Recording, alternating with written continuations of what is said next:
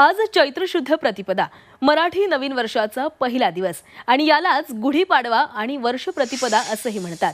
3.5 मुहूर्तांपैकी असा एक हा सण आहे आणि या दिवशी नवीन संवत्सराचा प्रारंभ होतो। या ठिकाणी घरोघरी रांगोळ्या काढल्या जातात आणि गुढी उभारली जाते।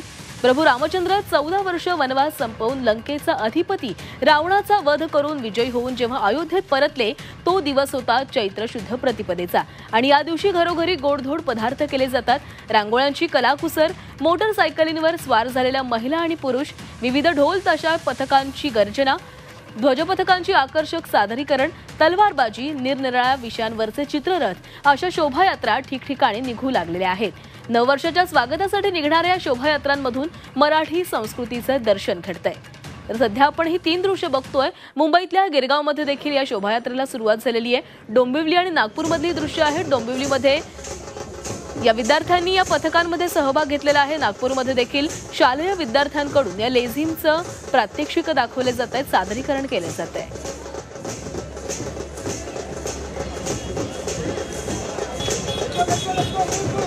तर गिरगाव आणि डोंबिवली नागपूरमधली ही दृश्य आहेत। तशीच दृश्य आज राज्यभरामध्ये तुम्हाला पाहायला मिळणार आहेत।